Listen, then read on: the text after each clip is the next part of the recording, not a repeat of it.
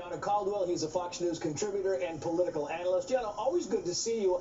I'm curious, as you watch these protests, I know, when the video first surfaced of George Floyd and under the police officer's knee, the country was united, and these protests seemed to have some steam to them. Boy, once the looting started, you could kind of feel the momentum just flow out of that. Is that a fair perspective?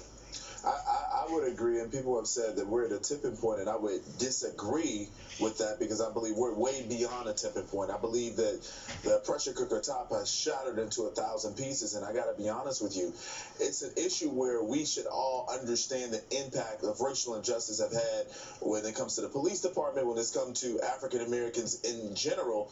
We got to understand that, but more importantly, when it comes to these looting and the rioting, especially in a place like my hometown of Chicago, where they're literally going into areas that are black. We're talking about on the south and west sides of Chicago, and they're destroying communities in these areas where they simply wouldn't be able to recover. I think about the protests in the 60s in Chicago after Martin Luther King was shot, and how 60 years later, a lot of these communities still haven't recovered. So then you lose the real message. Another issue that I'm having with this is there has to be a cohesive message towards solutions. We can talk about the pain, we can talk about injustices, and I think it's important to understand that and acknowledge that. However, where do we go from here? Is it Senator Tim Scott of South Carolina and his body cam legislation? Is it President Trump putting together a coalition of individuals and law enforcement and all other groups to talk about what we can do for more police accountability? Those are the kind of discussions we need to have and not be necessarily distracted by people looting. That's why it's important to have law and order. Yeah, and Gianno, you have said that some African Americans have conveyed to you that when it comes to these rioters, if you don't support the rioters, then you don't support the movement.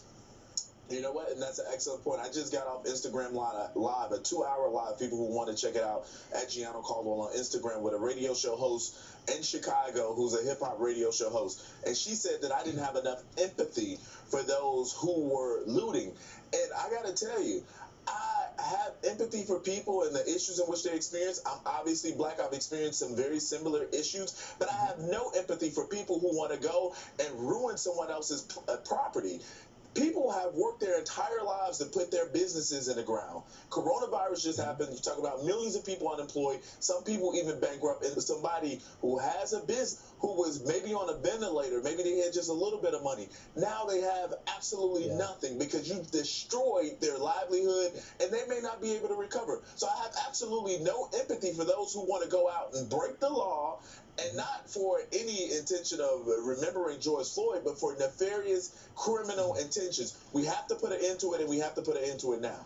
I want to talk about the discussion here because Bill Bennett, the former Secretary of Education, said earlier on Special Report, talking about the candor and what we need to do to maybe get over the hump on this issue. I want to play this for you, Gianno, and get your response on the other side. Watch this.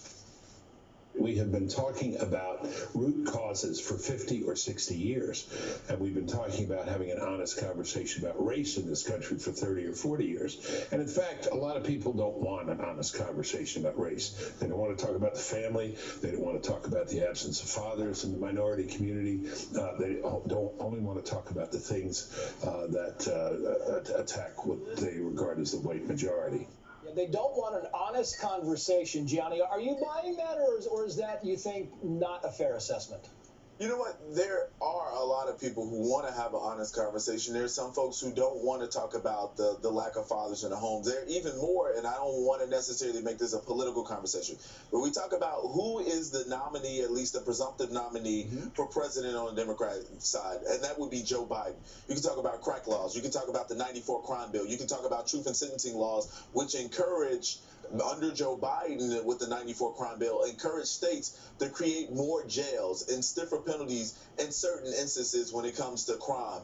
And a lot of folks have said, well, they be conservative or liberal, that this disenfranchised African Americans and created the mass incarceration generation, which it did. So when I hear about these kind of conversations, I think it's always good to have an honest conversation, but we also need to be honest about where some of these systemic issues occurred from. Let's talk about how we got to the point where there wasn't fathers in the homes. With the 94 crime bill, if you were an African-American person, a woman perhaps, living in government housing, due to the 94 crime bill, if a guy went to jail, he can go back to live with that family.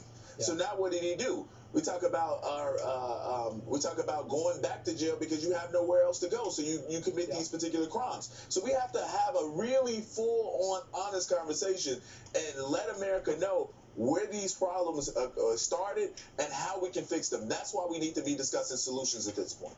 Gianno Caldwell, always good to hear from you, my friend. Thank you.